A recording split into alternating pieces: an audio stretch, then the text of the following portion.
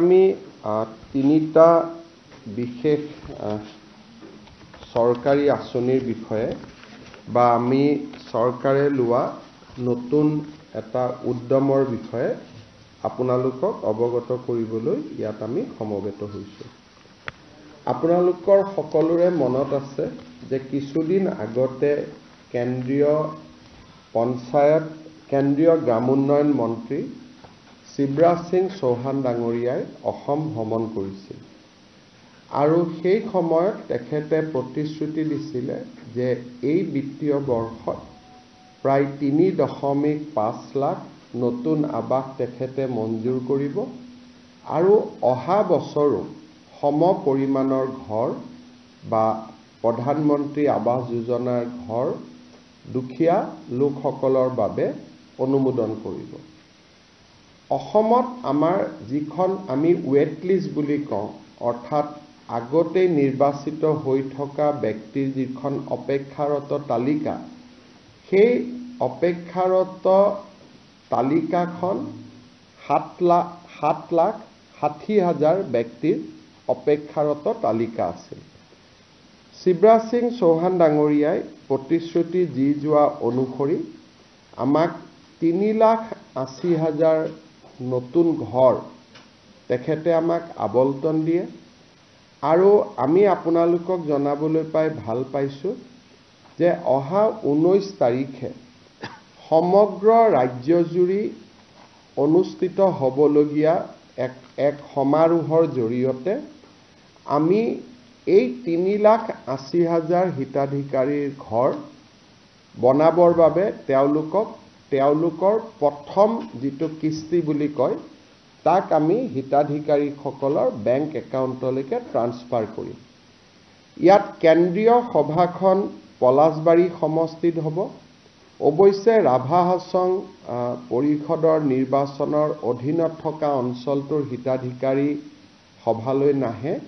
বাকী পলাশবাৰী, হাজো, শুৱালকুছি, ছয়গাঁও, বকুৰ, ৰাভা হাছঙৰ নিৰ্বাচন নথকা অঞ্চলবিলাকৰ হিতাধিকাৰীৰে পঞ্চায়ত মন্ত্ৰী ৰঞ্জিত দাস ডাঙৰীয়া আৰু মোৰ উপস্থিতিত পঞ্চায়ত আৰু গ্ৰাম উন্নয়ন বিভাগে প্ৰথম কিস্তিৰ ধন 3,80,000 হিতাধিকাৰীলৈকে বিতৰণ কৰিব। আমি নিশ্চিত যে এই 3,80,000 হিতাধিকাৰীক ধন বিতৰণ কৰাৰ লগে লগে এপ্ৰিল-মে মাহত আমি আৰু 3,80,000 হিতাধিকাৰীৰ বাবে ভাৰত চৰকাৰৰ পৰা অনুমোদন লাভ কৰিম আৰু অসমত 7,60,000 আৰু সৰ্বমুঠ প্ৰধানমন্ত্ৰী আৱাস যোজনাৰ অধীনত প্ৰায় 30 লাখ পৰিয়ালে প্ৰধানমন্ত্ৰী আৱাস যোজনাৰ ঘৰ পাবলৈ সক্ষম হ'ব। ইতিমধ্যে প্ৰায় 22 লাখ পৰিয়ালে ঘৰ পাইছে বা ঘৰ নিৰ্মাণৰ কাম চলি আছে। এতিয়া ইয়াত এটা নতুন প্ৰশ্ন সদায় থাকে যে বহুত দুখীয়া মানুহে কয় যে আমি ঘৰ পাবলৈ এতিয়াও বাকী আছো। অসমত 62 লাখ পৰিয়াল আছে। 62 লাখ পৰিয়ালৰ 30 লাখ পৰিয়ালে প্ৰধানমন্ত্ৰী আৱাস যোজনাৰ ঘৰ পোৱাৰ পিছত আমি ভাবো যে এতিয়াও 4-5 লাখ দৰিদ্ৰ লোকে ঘৰ পোৱাৰ প্ৰয়োজনীয়তা আছে।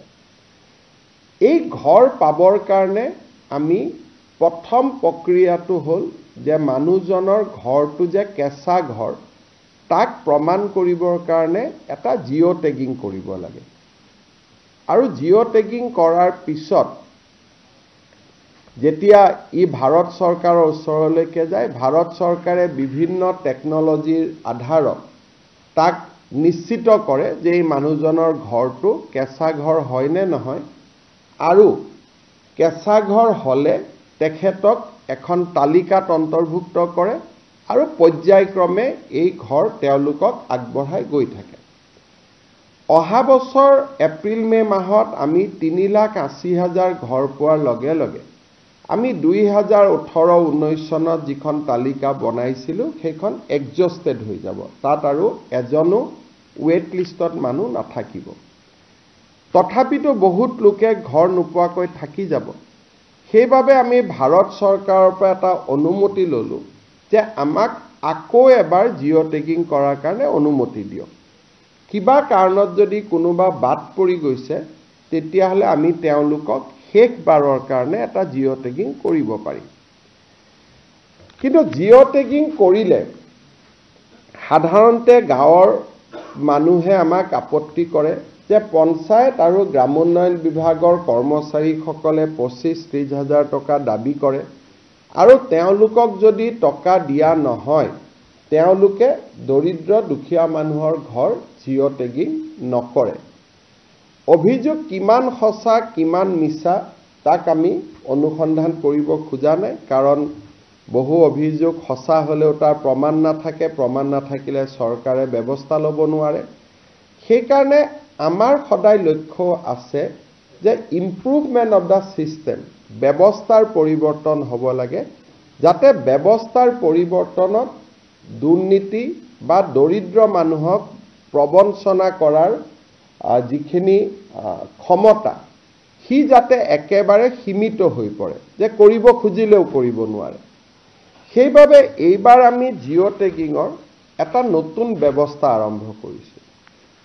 এইবাৰ প্ৰথম জিঅ' টেগিংটো আমাৰ গাঁৱৰ মহিলা আত্মসহায়ক গোটসকলক যোনে পৰিচালনা কৰে জীৱিকা সখী বাইদেউসকলৰ দ্বাৰা আমি প্ৰথম জিঅ' টেগিংটো কৰাম। লোকসভা নিৰ্বাচনৰ সময়তো মই ৰাইজক প্ৰতিশ্ৰুতি দিছিলোঁ যে আমি আত্মসহায়ক গোটৰ সুবিধা লৈ এইবাৰ আমি জিঅ' টেগিং কৰাম। সেইকাৰণে আমি এইবাৰ নিয়ম কৰিছোঁ যে গাঁৱৰ জিঅ' টেগিং প্ৰথম ডিপাৰ্টমেণ্টৰ কৰ্মচাৰীয়ে নকৰে, আমাৰ জীৱিকা সখী বাইদেউসকলে আত্মসহায়ক গোটসকলৰ পৰা উপযুক্ত সহায় লৈ তেওঁলোকে প্ৰথম জিঅ' টেগিংটো কৰিব। এইটো ভাৰতৰ ভিতৰতে অসমত প্ৰথমবাৰ আমি আৰম্ভ কৰিছোঁ যে ডিপাৰ্টমেণ্টে জিঅ' টেগিং নকৰে, আত্মসহায়ক গোটৰ বাইদেউসকলে ঘৰে ঘৰে লৈ যাব আৰু জীৱিকা সখী বাইদেউসকলে জিঅ' টেগিং কৰিব। আৰু তাতো আমি নিয়ম কৰিছোঁ যে সেইখন গাঁৱৰ জীৱিকা সখী বাইদেৱে টেগিং নকৰে, ওচৰৰ গাঁওখনৰ পৰা আহিহে তেওঁ টেগিং কৰিব। দ্বিতীয়তে, ইমানখিনি কৰাৰ পিছতো বহুতে ক'ব পাৰিব যে নহয় মোৰ তথাপিতো জিঅ' টেগিং নহ'ল। এইবাৰ আমি আৰু এটা ব্যৱস্থা কৰিছোঁ, সেল্ফ জিঅ' টেগিং। অৰ্থাৎ মোৰ ঘৰটো মই নিজে জিঅ' টেগ কৰি দিব পাৰোঁ। মোৰ ঘৰটো কেঁচা ঘৰ, ঘৰটোৰ মই ফটোখন লৈ মই নাম এড্ৰেছ লৈ জিঅ' টেগিং কৰি দিব পাৰোঁ। তাৰমানে আমি দুটা নতুন কাম কৰিলোঁ। এটা হ'ল সেল্ফ জিঅ' টেগিং, অৰ্থাৎ নিজেই নিজৰ ঘৰটোক জিঅ' টেগ কৰি দিব পাৰিব, আৰু আত্মসহায়ক গোটৰ বাইদেউসকলৰ সহযোগত জীৱিকা সখী বাইদেউসকলে জিঅ' টেগিং কৰি দিব। আৰু কোনোবাই যদি এই ক্ষেত্ৰত টেকন'লজি নাজানিব, জিঅ' টেগিং কৰিব নাজানে, গাঁৱৰ কোনোবা মানুহে যদি দুখীয়া পৰিয়ালটোক সহায়ো কৰি দিয়ে জিঅ' টেগিং কৰিবৰ কাৰণে, আত্মীয়ও জিঅ' টেগিং কৰি দিয়ে। মই বিধৱা মানুহ, মই নিজে নোৱাৰোঁ, কিন্তু ডেকা ল'ৰা এটা গাঁৱৰ মাতি আনি মই ক'লোঁ যে মোৰ ঘৰটো জিঅ' টেগিং কৰি দিয়ক, তেওঁ তাতো জিঅ' টেগিং কৰিব পাৰিব। অসমত প্ৰথমবাৰৰ বাবে আমি এই ধৰণৰ ব্যৱস্থা হাতত লৈছোঁ। যেতিয়া সকলো জিঅ' টেগিং হৈ যাব, শেষত মাত্ৰ পঞ্চায়ত ডিপাৰ্টমেণ্টৰ মানুহখিনিয়ে গৈ এটা চেকিং কৰিব যে এওঁলোকে জিঅ' টেগিং ক'ৰবাত পকা ঘৰ এটাও জিঅ' টেগিং কৰি দিয়া নাইতো। অৰ্থাৎ ফাইনেল চেকিংটোহে পঞ্চায়ত ডিপাৰ্টমেণ্টৰ মানুহে কৰিব। জিঅ' টেগিংটো বাইদেউসকলে কৰিব, জীৱিকা সখীসকলে কৰিব বা নিজে কৰিব, কিন্তু ফাইনেল চেকিংটো আমাৰ পঞ্চায়ত গ্ৰামোন্নয়ন বিভাগৰ কৰ্মচাৰীয়ে কৰিব। কিন্তু তাৰ পিছতো যোনে জিঅ' টেগিং নকৰক কিয় আমি আৰু এখন গাঁও সভা কৰিম। গাঁও সভাই অনুমোদন জনাব। গাঁও সভাই অনুমোদন জনোৱাৰ পিছত ব্লক পৰ্যায়ত এখন কমিটি থাকিব, তেওঁলোকে অনুমোদন জনাব, আৰু জিলা পৰ্যায়ত অভিভাৱক মন্ত্ৰী সহিত এখন কমিটি থাকিব। তাতে অনুমোদন জনোৱাৰ পিছতহে ফাইনেলি আমি ভাৰত চৰকাৰক জনাই দিম যে ইমান আমাৰ জিঅ' টেগিং হ'ল।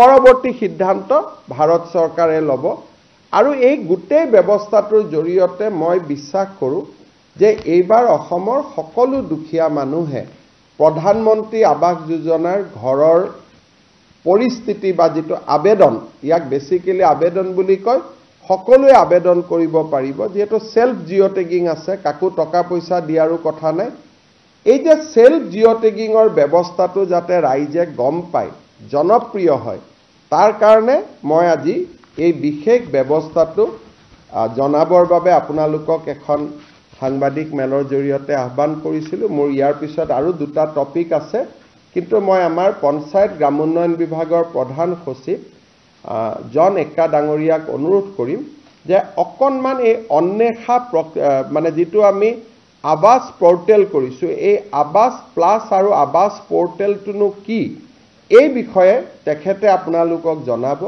মই গাঁৱৰ ডেকা লৰাসকলকো আহ্বান জনাম যে আপোনালোকেও দুখীয়া দৰিদ্ৰ মানুহক যিটো self loaded portal self load কৰিব পাৰি আপোনালোকে সহায় কৰি দিয়ক সকলোৱে যাতে এটা সুবিধা পাব পাৰে আৰু আমি চিন্তা এই কাৰণে কৰা নাই 30 লাখ মানুহৰ নামটো নিজে নিজে মাইনাসে হৈ যাব তেওঁলোকে আগত ঘৰ পালে গতিকে এই গোটেই ব্যৱস্থাটোৰ ফলত হয়তো 5 লাখৰ জায়গাত 7 লাখ জিঅ টেগিং হ'ব হেতুত আমি একো চিন্তা কৰা নাই প্ৰধানমন্ত্ৰী ডাঙৰীয়াক অনুৰোধ কৰি যিকেটা ঘৰ লাগে আমি আনিম মই এক্কা ডাঙৰীয়াক অনুৰোধ কৰিম যে তেখেতে এটা প্ৰেজেন্টেচন দিয়ক তাৰ পিছত কিবা প্ৰশ্ন থাকিলে মই আপোনালোকক উত্তৰ দিব পাৰিম mic Lela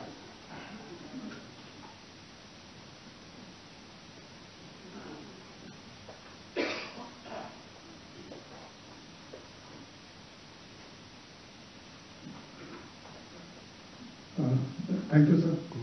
For briefly, of Awas Plus 2024 survey background for you. So, Pradhanmantri Awas Yojana 2.0 ji ami ko eto August mahat approve hoise aur honorable Prime Minister Dangoria September mahat eto Awas Plus app launch korise. Ami yate duta bostu ase assisted survey eta self survey survey কথা কৈছে assisted survey মানে দি beneficiary নিজে self survey কৰিব না তেখেতে analysis কৰিবলৈ assisted survey ব্যৱস্থা আছে But before that, there is another country mother question. In Assam, we are, with the help of SSG, we have to survey program also, and we have a portal बनाया that portal may be in Assam. एतिहास में हमें ये प्रथम जो survey हुई है 2023 और हमें target price 20 lakh 51,000 target almost 90 lakh 70,000 और बहुत complete करी सु 24-25 हमें एतिहास में 5,59,000 target price sanction 5,03,000 होइसे सारे पैसे 3,88,000 या जो घुमाया से टेकन 19,000 sanction लेकर दिया हो so that would be there and since 2016 एतिहास में 90,94,000 को कंप्लीट होइसे प्रथम जैसे 2011 सर्वे होइसे ताते परमानेंट होइसे तो तमाम 15,79,000 असले ताते 15,04,000 sanction होइसे and 15,74,000 कंप्लीट होइसे 2018 में जब सर्वे करिसलो आवास प्लस सर्वे বুলি কৈছিলো তাতে আমি परमानेंट होइसे 14,85,000 असले एतिहास में আমি অলরেডি 11,06,000 পাইছো তার উপর 10,45,000 sanction করিছো और एतिहास में 5,20,000 कंप्लीट होइसे इधर जो हमें टारगेट दिन पाबल गया था हर वर्ष एक्सपीरियंस से बॉटम 3,78,000 टारगेट रखिए tracking to get even next year next financial year this is the target एतिहास 3,88,000 डिस्ट्रीब्यूशन होगा on 19th March this is the number that is there ये तो हमें LSC wise number हमें यहाँ पे बनाए दिसो उनको LSC किमान हेतु होगा now हमें हेतु जे अन्वेषण जी बोले जी कोई सो हमारा जी फोटो बनाए सो ये तो हमें कहते कोई सो 2011 सर्वे हुई से तब तक 2018 हुई से ये तो बहुत मालूम 30 हुई से so now through this portal what we are going to do is through the help of self-help groups Sakshi, we are going to do the survey. यहाँ पे हमारा दूसरा क्राइटेरिया से एलिजिबिलिटी क्राइटेरिया से कौन ऑटोमेटिकली इंक्लूड होगा these are those people household without any shelter destitute living on alms manual scavenger primitive tribal groups illegally released bonded labor ये तो automatically एक list में इंक्लूड होगा लगे and those who are exclude को होगा motorized jar घर motorized 3-wheeler 4-wheeler asset mechanized 3-wheeler 4-wheeler agriculture equipment asset किसान क्रेडिट कार्ड 50,000 बेसी asset household having government employees, household having non-agriculture enterprise registered with the government, or family income 15,000 से बेसी होगा, ये तो आगे 10,000 असर, paying income tax, paying professional tax, agriculture land with more than 2.5 acres irrigated land and with 5 acre होगी unirrigated land असर, कहते हैं ताकि बेसी असर तो क्या exclude होगा. As per আমি যেটা গভর্নমেন্ট বিচাৰিছো আমি কাঁচা ঘৰৰ কাৰণে এটা আমাৰ বাকি ষ্টেটত কি হয় 3 room থাকিলে এটা পাকা ঘৰ মানি লয় but in case of Assam they have accepted that 3 room হলে because we have lot of rain here so তেখেতে যদি দুৱাৰ কাঁচা হলে তেখেতে কাঁচা ঘৰ মানি লৈছে. This is the definition of what is a pakka wall. আমি এইটো ইয়াতে দি দিছো আমি আপোনালোকক শ্বেয়াৰ কৰি দিম পাছত. And in case of tea garden also, the people who are staying in tea garden, the companies have ghor ase, tekhete house homeless hisare dhora hobo, tekhete company quarter nizor nohar, to tekhete diya jabo tate permanent and temporary worker kane ebar je survey kore ami include korbo, so they are also included in this. This is the timeline. Amar already hetu khetot awareness ami already start korisu 8th March of Gaon Sabha hoisile, tarpore start kori disu. और এতিয়া যি সাক্ষী সকল আছে তেখেতে survey 17 মাৰ্চৰ পৰা start কৰি দিব. আমি লজেও সময় লৈছোঁ এইটো এণ্ড ইন এভৰি গাঁও পঞ্চায়ত দেৰ 2 to 3 সাক্ষী চুবুল চুবুল সাৰ্ভে. এইটো সাৰ্ভে যেতিয়া লিষ্ট হ'ব এইটো লিষ্টত গাঁও সভা প্ৰেজেণ্ট কৰা হ'ব. গাঁও সভাই এইটো চাব কি কোনো ইনএলিজিবল মানুহ তাত সোমাই যোৱা নাই. এইটো যদি ইনএলিজিবল মানুহ আছে না অলৰেডি পাৰ্মানেণ্ট আগত লিষ্টত তেখেত ইনক্লুড হৈ আছে তেখেতৰ নাম কাটা হ'ব. তাৰপিছত এইটো লিষ্ট পাব্লিক ডিছপ্লে কাৰণে দিয়া হ'ব. তাৰপিছত we have and the block level committee as well as district level committee tekhete sabo tekhete sahe to list vetting koribo a to vet kora list jo hobo. This is the list. This list will only be included by our PNRD staff. So tekhete eko change koribo mare ji list to final hobo ya te tekhete opore government media portal tekhete enter koribo. Ami gaon sabha kotha koisu tekhete awareness create koribole hobo. Field survey from 17 March to 26 March 10 days আমি দিছো. গাঁও সভাত আমি timeline দিছো. আমি ভাবিছো যে 31 March আর list finally beneficiary কোনে পাই আছে কোন নাই গাঁও সভা তেখেতে কৰি দিব. তাৰপিছত we will have the display and then we will have the district level committee which will look at it. Then final district level committee তেখেতে চাই দিব and then this would be approved and then this would be uploaded in the Awas Plus portal. This is the process of self survey. मतलब हेतु होगा मतलब हेतु जैसे final हो जाए मतलब लिस्ट फाइनल हो जाए पास then this is the surveyor who will enter it. This is the process that will be there for uploading it. They will not be able to make any changes here. जी list final हो तो हेतु list एक अपने जाते upload कर दो government media portal. When the Sakhi will go to do a survey, this is the questionnaire that she will ask there in the field. So that and she will enter in the portal, but we to ensure that tekhete at bhul entry kora hai, there is also form which will be she will fill up there and yaha pe tekhete sign karo or benefits relation hobo and this also should upload there so that there is no dispute later on. Also there could dispute no hai ki no private book ke sath data upload kori dele matlab bahut pata no hai kaisa ase tekhete bhul kori so ek no hai. So for that we have double checking kori as a formal issue. So this is the timeline I was talking about. Self-survey bottom question. Self-survey can be done by any beneficiary, whoever wants to upload their information in the system. So they will do directly in government media portal. But they too final no har. Tekhete jane kami assistant survey pasut jodi ami verify kore. He dhore tekhete hoklo verify hobo. Pasut government amar PNRD start lag hoy. Result par verify koribo. Tekhete je nije data upload korise. Eto hosa ke kaisa ghor ase. Tekhete pata ghor manai to data upload korise. So this will be that. Amar self survey to Government of India portalot je hobo. Eto advertiser portalor naam to di. So this is the written there. Self-survey mode and Awas Plus. Self-survey can be done by either a member of a beneficiary household.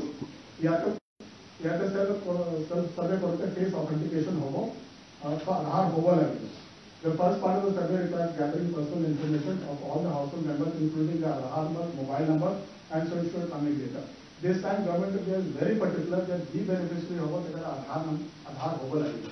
because through Aadhaar they পাছত check কৰিব কি হতাকে এই মানুহবিলাক দুখীয়া হয় না নহয় so এবাৰ আমি কোনো এনেকা ভাবি লৈছো যে আমি ডেটা আপলোড কৰিলে আমি ঘৰ পাই যাম সেইটো ব্যাকএন্ডত আধাৰ যোগেদি সেইটো ভেৰিফিকেশ্যন হ'ব নাও আধাৰ লিংক টু অল ট্ৰানজাকশ্যন বস্তুৰ প্ৰপাৰ্টি লাইক লিংক হৈ আছে সেইটো কাৰণে যাতে আমি বেছি ফাৰ্জি কৰিবলৈ স্কোপ নাথাকে The self-survey will be corroborated by the designated surveyor. Then once uploaded, the self-survey will be made available for the surveyor to check. After that, there will be a Gram Sabha, which will again look at it. Gram Sabha approved for Pasote, then that will be uploaded and then affiliate authority will give a final approval and this will then be added to the list. Self-survey, because I mean, who will conduct it, beneficiary himself or take up a family member for the paribo. Aadhaar based KYC and face authentication hobo lagibo. Data should be uploaded, entered by the beneficiary. Verification will have to be done by the surveyor, and this will then be approved by the Gram Sabha. In case we are saying third Gram Sabha, because first Gram Sabha is awareness, second Gram Sabha is Sakti, which one is the verify formula, and this is the third Gram Sabha. So this is in brief, this was on the 19th program that I was already told you about. So, আপোনালোকে বুজি পালে যে 17 পৰা 31 মাৰ্চলৈকে এটা অসমত বিশাল অভিযান এটা হ'ব বাতৰি কাকতত বিজ্ঞাপনত আমি বুজাই দিম যে সেলফ কেনেকৈ কৰিব লাগে সেলফ অ্যাসেসমেন্ট বা সেলফ লোডিং জীৱিকা সখীয়ে কৰিব ব্লক ডিস্ট্ৰিক্টে এপ্ৰুভ কৰিব আমাৰ যেটো পঞ্চায়তৰ কৰ্মচাৰীসকলৰ ভূমিকা একেবাৰে সীমাবদ্ধ হ'ব এপ্ৰুভ লিষ্টখনহে তেওঁলোকে মাত্ৰ আপলোড কৰিব মই ভাবো যে এই গোটেই ব্যৱস্থাটোৱে দুৰ্নীতিৰ অভিযোগখিনি নোহোৱা কৰিব এতিয়া মই তৃতীয় এটা বিষয় লৈ আহিছো প্ৰথম আপোনালোকক মই জনালো যে নিৰ্বাচিত হৈ থকা সকলে 19 তাৰিখে ঘৰ পাব আৰু বাকি 3,08,000 অহাবাৰ পাব আৰু জুন তালিকাত নাই 17 পৰা 31 তাৰিখলৈকে তেওঁলোকে নিজৰ নাম তালিকাত সোমাবলৈ এটা সুবিধা পাব এতিয়া আমি আহিছো অসম চৰকাৰৰ বাজেটলৈ বাজেটত আমি যিবিলাক আঁচনি ঘোষণা কৰিছিলো আমি প্ৰচেষ্টা কৰিছো যে ইমিডিয়েটলি যাতে এই আঁচনিবিলাক আমি ধৰাতললৈ লৈ আহিব পাৰো আমাৰ এটা ফ্ল্যাগশিপ স্কিম আমি এনাউন্স কৰিছিলো মুখ্যমন্ত্ৰীৰ মহিলা উদ্যমিতা আঁচনি এই আঁচনিটো হল বেসিক্যালি যে আমাৰ সেলফ হেল্প গ্ৰুপত যিসকল মহিলা আছে তেওঁলোকে বেংকৰ পৰা লোন পায় এজ এ গ্ৰুপ হিচাপে যে 10 গৰাকী মহিলাৰ মাজত তেওঁলোকে লোন পায় আৰু 10 গৰাকীয়ে যদি বেংকৰ লগত এগৰাকীৰো যদি কিবা লেনদেন বেয়া থাকে গোটেই গ্ৰুপটোৱে লোন নাপায় আৰু লোন পালেও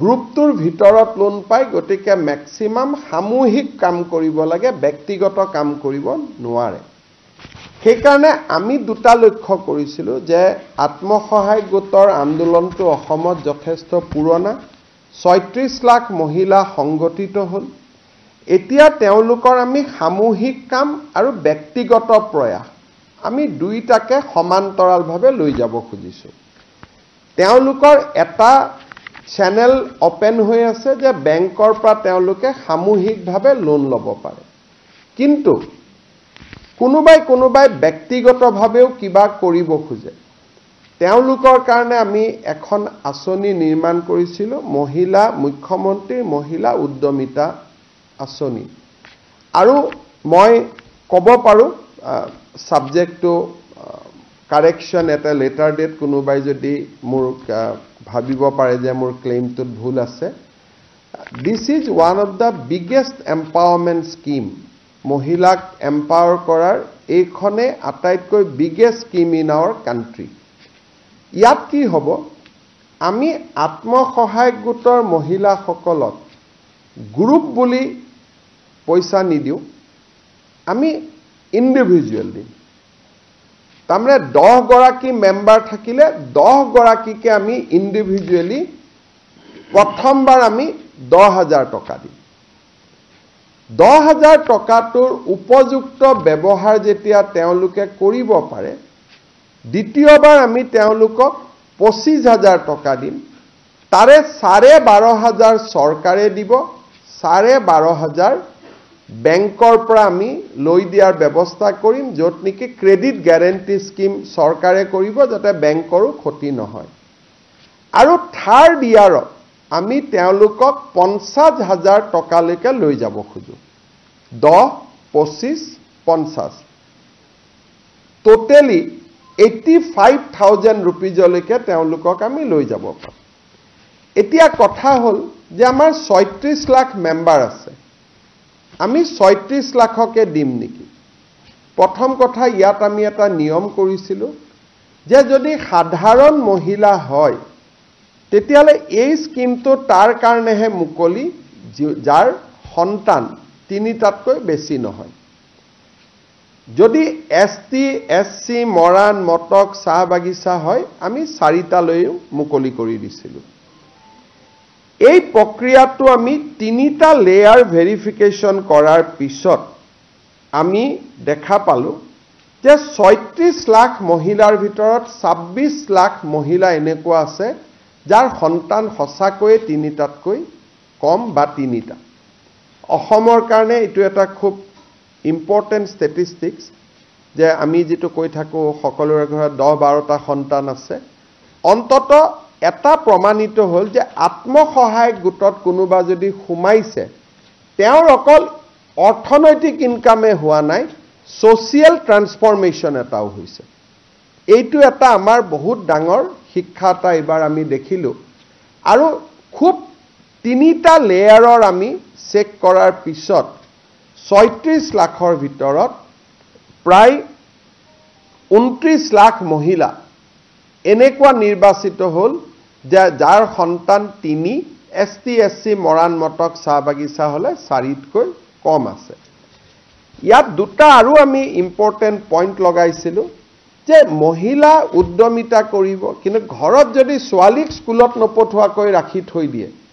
তেতিয়ালেতো তেওঁক উদ্যমী মহিলা বুলি আমি ক'ব নোৱাৰো গতিকে সেকেন্ড আমি চেকআপ কৰিছিলোঁ যে মহিলা গৰাকী ল'ৰা ছোৱালী স্কুলত গৈছে নে নাই বিশেষকৈ ছোৱালীজনী যদি ল'ৰা আৰু ছোৱালী যদি স্কুলত যোৱা নাই বিশেষকৈ ছোৱালীজনী যোৱা নাই তেওঁ এই আঁচনিখনৰ বাবে নিৰ্বাচিত নহব থাৰ্ড আমি কৈছিলোঁ যে এই মহিলা গৰাকী কোনো বেংকত ঋণ আদি থাকিব নালাগে এই গোটেই কেইটা ক্ৰাইটেৰিয়াত 29 লাখ মহিলা নিৰ্বাচিত হ'ল কিন্তু এই 29 লাখ মহিলাৰ ভিতৰতো কোনোবা চৰকাৰী কৰ্মচাৰীৰ পত্নী আছে কোনোবা হয়তো ঠিকাদাৰৰ ল'ৰা ছোৱালীৰ পত্নী আছে কোনোবাই হয়তো নামটো আছে গ্ৰুপত কিন্তু কাম কৰাৰ বাবে আগ্ৰহ নাই গতিকে এই ফাইনেল পৰ্যায়ৰ সিলেকশনটো এতিয়া আৰম্ভ হৈছে যত 29 লাখৰ পৰা আমি 26-27 লাখ মহিলা চূড়ান্তভাৱে নিৰ্বাচিত হ'ব 31 মাৰ্চ তাৰিখৰ ভিতৰত যেহেতু বাজেট 1 এপ্ৰিলৰ পৰা আৰম্ভ হ'ব 31 মাৰ্চৰ ভিতৰত আমি 29 লাখৰ পৰা ফাইনেল যেটো চেকিং চৰকাৰী কৰ্মচাৰী পত্নী চৰকাৰী কৰ্মচাৰীও তৃতীয় আৰু চতুৰ্থ শ্ৰেণীটো আমি লব দিছো যে তৃতীয় আৰু চতুৰ্থ শ্ৰেণী যদি হয় তেওঁলোকে লক কোনো আপত্তি নাই দ্বিতীয় আৰু প্ৰথম শ্ৰেণীক আমি মাইনাস কৰিছো ঘৰত যদি বাস ট্ৰেক্টৰ আছে সেইটো আমি মাইনাস কৰিছো তিনিচকীয়া বাহন আমি মাইনাস কৰা নাই চাৰিচকীয়া বাহন মাইনাস কৰিছো এনেকে খুব লিবাৰেল সিস্টেমেদি আমি 29 লাখৰ পৰা কিমান কমে আমি চাম হয়তো 1 লাখো কমিব পাৰে 1.5 লাখো কমিব পাৰে হয়তো 50,000ও কমিব পাৰে কিন্তু যিয়ে নহওক কিয় 31 মাৰ্চত এই তালিকাখন আমি সমাপ্ত কৰিম ফাইনালি আমি আপলোড কৰিম যে এইখনে হিতাধিকাৰীৰ তালিকা 31 মাৰ্চটো খালি যাব আমিও ব্যস্ত থাকিম 1 এপ্ৰিল তাৰিখৰ পৰা নতুন বাজেট আৰম্ভ হ'ব 1 এপ্ৰিল তাৰিখে বিহালী বিধানসভা সমষ্টিত আমি প্ৰথম হিতাধিকাৰীসকলক এই আঁচনিৰ প্ৰথম 10,000 টকাৰ কিস্তি প্ৰদান কৰিম বিহালী সমষ্টিত 23,000 মহিলা এই আঁচনিটোৰ বাবে ইতিমধ্যে নিৰ্বাচিত হৈছে আৰু এই 23,000 মহিলাক আমি একোখনকৈ চেক দি আমি তেওঁলোকক সিদিনাখনে সভাতে আমি তেওঁলোকক চেক এখন দি দিম আৰু চেক আমি কিয় দিছো কেতিয়াবা বেংকত গৈ টকা পৰি থাকে KYC নকৰে কিবা নকৰে চৰকাৰৰ লছ হয় আৰু মহিলাগৰাকীয়েও টকা নাপায় চেকখন পালে অন্তত মহিলাগৰাকীয়ে বেংকত ফিজিক্যালি চেকখন লৈ গলে তেওঁ একাউণ্টত যদি KYC আদি হৈও থকা নাই KYC আদি কৰি ল'ব পাৰিব তাৰ পিছত প্ৰত্যেক মাহত আমি এখন তালিকা দিম বাতৰি কাকতত প্ৰত্যেক মাহত 10-15টা সমষ্টিত আমি এই ধৰণে একোটা ফাংচন কৰি আমি এই পুঁজিটো বিতৰণ কৰি গৈ থাকিম আৰু ইয়াৰ সমান্তৰালভাৱে মহিলাসকলক আমি 3 দিনীয়াকৈ এটা প্ৰশিক্ষণো দি গৈ থাকিম যতে প্ৰশিক্ষণ শেষ হয় তাতে আমি আপোনালোকে ক'ব পাৰে যে 10টা সমষ্টি কেনেকৈ নিৰ্বাচিত হ'ব অৰ্থাৎ যতে প্ৰশিক্ষণ শেষ হয় তাতে আমি টকাটো দিয়াৰ আৰম্ভ কৰিম আমাৰ বাজেটৰ এইটো প্ৰথম এনাউন্সমেন্ট আমি পূৰণ কৰিবৰ কাৰণে গৈ আছো এইবাৰ সাধাৰণতে বাজেট পূৰণ কৰোতে সময় লাগে এইবাৰ আমি 1 এপ্ৰিলৰ পৰা আমি টাৰ্গেট লৈছো যাতে 1 এপ্ৰিলৰ পৰা আমি কামখিনি কৰিব পাৰো আৰু এইটো এটা অসমৰ ইতিহাসত অৰুণোদয়ৰ পিছত ওমেন এম্পাৱাৰমেন্টৰ এইটো আটাইতকৈ ডাঙৰ স্কিম কাৰণ এই স্কিমটোত নগৰৰ এতিয়া মই গাঁৱৰ সংখ্যাটো কলো কিন্তু নগৰৰ মহিলাসকলো ইয়াত আছে 3,200 কোটি টকা ৰাজ্য চৰকাৰে এইবাৰ এই আঁচনিটোত খৰচ কৰিব মুখ্যমন্ত্ৰী মহিলা উদ্যমিতা আঁচনি আপোনালোকৰ যদি কিবা খুধিবলগীয়া আছে গোটেই 3টা কথাৰ ওপৰত আপোনালোকে খুধিব পাৰে গাঁও সভাখন গাঁও পঞ্চায়তৰ সেক্ৰেটাৰীয়ে আহ্বান কৰিব আৰু যেহেতু এতিয়া পঞ্চায়ত নাই গতিকে গাঁও পঞ্চায়তৰ সেক্ৰেটাৰীৰ উদ্যোগত গাঁওখন আহ্বান হ'ব আৰু তাতে আমি সভাপতিত্ব কৰাৰ কাৰণে গাঁৱৰ আটাইতকৈ জ্যেষ্ঠ নাগৰিকজনৰ নামটো আমি দিম যে দা মোষ্ট সিনিয়ৰ সিটিজেন যিজনে আছে গাঁৱত আটাইতকৈ যিজন জ্যেষ্ঠ নাগৰিক তেখেতে গাঁও সভাখনক সভাপতিত্ব কৰিব আমি একেবাৰে ট্ৰান্সপাৰেন্টলি আৰু খুব ধুনীয়াকৈ কৰিব খুজিছো যাতে কোনো ধৰণৰ খেলিমেলি নহয়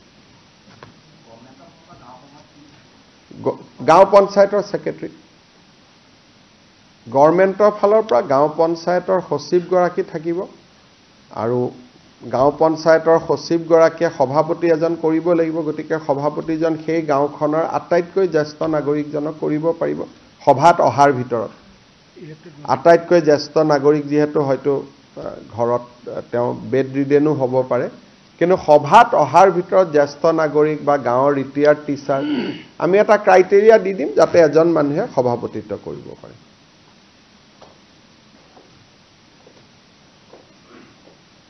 মুখ্যমন্ত্ৰী মহোদয় মোৰ এটা বেলেগ প্ৰশ্ন এটা পলিটেকনিকৰ যিখিনি অব্যাহতি দিয়া হৈছে প্ৰবক্তা তেওঁলোকে আপোনাৰ হস্তক্ষেপ বিচাৰিছে আৰু তেওঁলোকে কৈছে যে শিক্ষামন্ত্ৰীয়ে যিখিনি কথা কৈছে তেওঁলোকে বিশ্বাস লোৱা নাই তেওঁলোকে অংশকালীন বুলি কোৱা হৈছে কিন্তু দুটা কথা তেওঁলোক আপোনাৰ মুখতে হস্তক্ষেপ মই বুজাই দিছো 2017 চনত আমি পলিটেকনিক আৰু ইঞ্জিনিয়াৰিং কলেজত 370 গৰাকী অধ্যাপক অধ্যাপিকাক অংশকালীন হিচাপে আমি নিযুক্তি দিছিলো সেইটো আৰু সত্য অসত্যৰ কথা নাই সবৰ হাতত কাগজখনে আছে আৰু তেওঁলোকক পাৰ ক্লাছ হিচাপত বেতন দিয়া হৈছিল যে যিমানটা ক্লাছ কৰিব সিমানটা বেতন দিব তাৰ পিছত আমি তেখেতসকলক এটা প্ৰক্ৰিয়াৰ মাজেৰে কিছুক আমি এবজৰ্ভ কৰিলো আৰু এনেকে কিছুৱে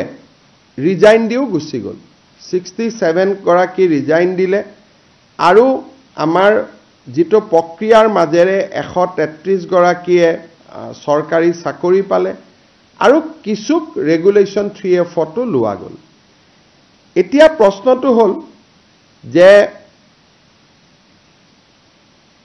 এই পলিটেকনিকৰ শিক্ষকসকলে গুৱাহাটী উচ্চ ন্যায়ালয়ত গল যদি কোৰ্টত নগলে হেতেন আমাৰ লগতে কথাটো থাকিলেতেন কথাটো বেলেগ আছিল কোৰ্টত তেওঁলোকে গ'ল আৰু কোৰ্টত তেওঁলোকে এটা আদেশ ল'লে গভৰ্ণমেণ্টৰ বিপৰীতে যে তেওঁলোকক চাকৰিৰ পৰা গুচাব নোৱাৰিব।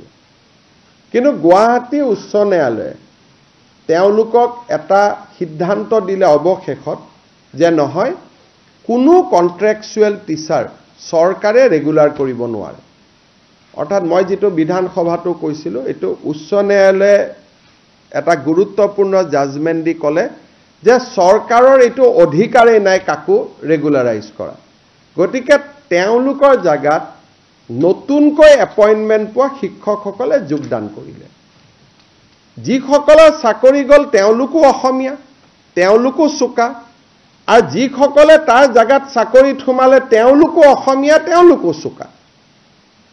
এতিয়া যদি এখেতসকলক মই চাকৰি দিব লাগে, যোগদান কৰাখিনিকো আকৌ উলিয়াব লাগিব, তেতিয়া তেওঁলোকে আন্দোলন কৰিব। এতিয়া মই এই গোটেই ঘটনাটো চাই পেলাই তিনিটা ব্যৱস্থা দেখিছোঁ যে আমাৰ হাজো, টিংখং আৰু মাজুলীত 3খন পলিটেকনিক হ'ব গৈ আছে। ইয়াৰ ভিতৰত যিসকলে উপযুক্ত আছে, যিমান পোষ্ট আছে, কিছুক আমি আকৌ অংশকালীন ভিত্তিত আমি ল'ব পাৰিম। কিন্তু তেওঁলোকে ফাইনেলি পৰীক্ষাত আকৌ এপিয়াৰ হ'ব লাগিব। কিছুমানে কৈছে পৰীক্ষাত এপিয়াৰ হোৱাৰ কাৰণে এজ নাই, লাগিলে আমি এজটো কণ্ডন কৰি দিম। কিন্তু 3Fত চাকৰি কৰিলে APSCয়ে নিয়মীয়া নকৰিলে চাকৰিটো যায়, সেইটো কথা সকলোৱে জানা কথা। সকলোৱে মোক কৈছে ঠিক আছে, মানৱীয়তাৰ খাতিৰত 3খন নতুন পলিটেকনিক আহিছে, যাক য'ত যেনেকৈ পাৰে আমি একমডেট কৰি দিম, এজটো ৰিলেক্স কৰি দিম। কিন্তু তেওঁলোকে পঢ়া শুনা কৰি যিহেতু মেধাৱী বুলি নিজে কৈছেই, আৰু আমাৰ যিহেতু চাকৰিত ইঞ্জিনিয়াৰিং কলেজৰ প্ৰফেচাৰসকলে ইণ্টাৰভিউ লয়, তাত কোনো পলিটিকেল মানুহ নাই। গতিকে মই আশা কৰিম অন্ততঃ মেধাৰ ভিত্তিত পিছৰবাৰ তেওঁলোকে চাকৰি ল'ব। কিন্তু গভৰ্ণমেণ্টত আজিকালি ডাঙৰ কথাটো হ'ল যে মেধাক বাদ দি মৰম কৰাৰ ইয়াত কোনো স্কোপ নাই। কাৰণ যদি মৰম কৰিব যাওঁ, যোগদান কৰাখিনিক আকৌ উলিয়াই দিব লাগিব, তেতিয়া তেওঁলোকো আপোনালোকৰ ওচৰত আহিব। সেইকাৰণে মোৰ এইটোৱে কথা যে মই এজ ৰিলেক্স কৰি দিম, নতুন 3খন পলিটেকনিকক এওঁলোকক যাতে অন্ততঃ লগে লগে চাকৰিটো নাযায়, কাম কৰি থকাৰ সুবিধাও কৰি দিম। কিন্তু সকলোকে পাৰোঁ নে নোৱাৰোঁ মই নাজানো, মই চেক কৰি লওঁ। কিন্তু ফাইনেলি তেওঁলোকে পৰীক্ষা দিবই লাগিব, পৰীক্ষা নিদিয়াকৈ চাকৰি নহ'ব। এই কথাখিনি মই ভাবোঁ যে চাকৰি এটা গ'লে মনটো বেয়া লাগে, অলপ দুখো কৰে, কিন্তু পোৱা কেইজনো জেনুইনে যোনে চাকৰি পাইছে, তেওঁলোকৰ জেগাত কোনো ৰাজস্থান মহাৰাষ্ট্ৰৰ পৰা কোনো অহা নাই, অসমৰ ডেকা ল'ৰা ছোৱালীয়ে চাকৰি পাইছে। ইমানটোৱে কথা।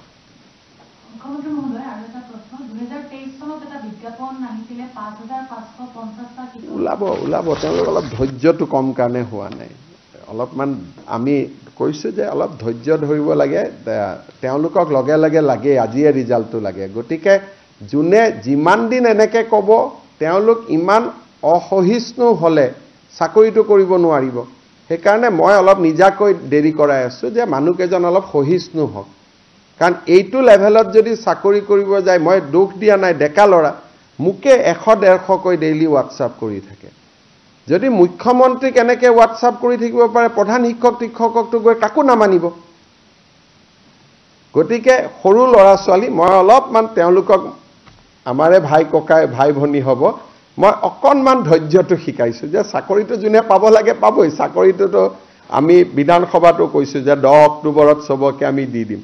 কিন্তু আপোনালোককো লগ কৰে, মোকো লগ কৰে। ইমান এইকেইদিন ACS APSৰ কাৰণে পৰীক্ষা পঢ়িলেওতো হয়, চাকৰি পোৱাটোতো পাবই।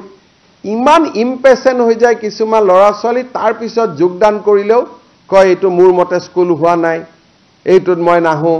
গতিকে আজিকালি কি যে বহুতে এইটো মোক কয়ো যে মেৰিটত চাকৰি পোৱাৰ কাৰণে কোনেও গুৰু গোসাঁই নামানেও বুলিও কয়। গতিকে আপোনালোকে মোৰ মোবাইলটো খুলিবই নোৱাৰিব, ৰাতিপুৱাই 5506 হোৱাটছআপ মাৰি দিয়ে। আৰু মই এইটো খোলোতে কোনোবা তাৰ মাজত কেঞ্চাৰ পেচেণ্ট, কাৰোবাৰ এপ্লিকেশ্যনবিলাক ডিলিট হৈ যায়।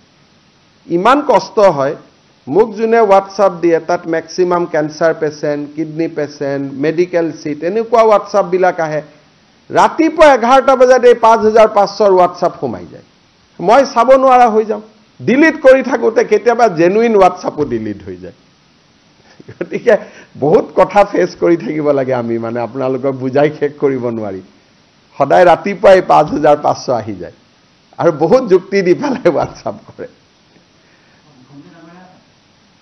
ঠিক আছে ঠিক আছে অমিত শ্বাহ ডাঙৰীয়া 14 তাৰিখে তেখেতে যোৰহাটত আহি নিশা উপস্থিত হ'ব আৰু দেৰগাঁৱৰ লাচিত বৰফুকন একাডেমীত নিশা জিৰণি ল'ব ৰাতিপুৱা 11 বজাত তেখেতে লাচিত বৰফুকন পুলিচ একাডেমীৰ নৱনিৰ্মিত ভৱনটো উদ্বোধন কৰিব আৰু আপোনালোকে জানি ভাল পাব যে নেশ্যনেল পুলিচ একাডেমী হায়দৰাবাদৰ সমকক্ষ এটা সুন্দৰ ভৱন এটা অসম চৰকাৰে নিৰ্মাণ কৰি উলিয়াইছে তেখেতে সেই ভৱনটো উদ্বোধন কৰিব কৰি তেওঁ পুনৰ যোৰহাটলৈ গুচি যাব আৰু যোৰহাটৰ পৰা তেওঁ পোনে পোনে মিজোৰাম যাব মিজোৰামৰ ৰাইজৰ কাৰণে এটা খুব ভাল খবৰ যে অসম ৰাইফলছৰ হেডকোৱাৰ্টাৰটো আইজলৰ পৰা শিফ্ট হ'ব that is a very historic moment তাৰ পৰা তেখেত পুনৰ গুৱাহাটীলৈ ঘূৰি আহিব 15 তাৰিখে ৰাতি আৰু আমাৰ কইনাধৰাত নিশা কটাব এদিন দেৰগাঁৱত কটাব এদিন কইনাধৰাত কটাব 16 তাৰিখে ৰাতিপুৱা তেওঁ কোকৰাঝাৰ যাব আৰু দতমাত নিখিল বড়ো ছাত্ৰ সন্থাৰ অধিৱেশনত যোগদান কৰি তেওঁ পুনৰ গুৱাহাটীলৈ ঘূৰি আহিব আৰু ৰেডিসন ব্লু হোটেলত নৰ্থ ইষ্টৰ মুখ্যমন্ত্ৰীসকলৰ এখন সন্মিলনত অংশগ্ৰহণ কৰিব সন্মিলনখনৰ উদ্দেশ্য হ'ল যে উত্তৰ পূৰ্বত ভাৰতীয় ন্যায় সংহিতাৰ প্ৰয়োগ এই বিষয়টোত কোন ৰাজ্য কিমান আগবাঢ়িছে তাৰ ওপৰত প্ৰত্যেকখন ষ্টেটে একোটা প্ৰেজেন্টেশ্যন দিব আৰু 16 তাৰিখে নিশাই তেখেত নতুন দিল্লীলৈ উভতি যাব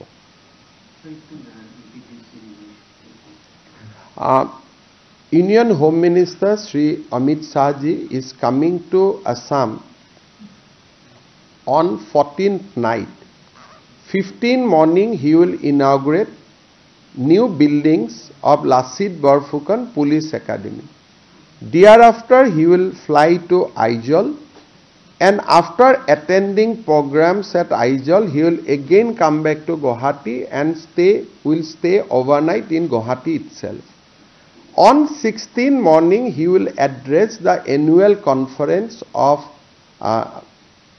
all Bodo Students Union who has signed peace accord with Government of India and Government of Assam in 2020 after that he will come back to Guwahati again afternoon he is going to have a meeting with the Chief Minister of Northeastern states primarily to review the progress of implementation of Bharatiya Nyay Samhita.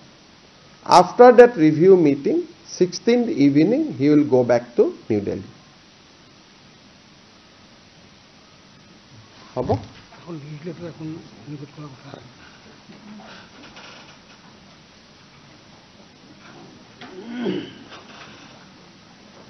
Koi diyo.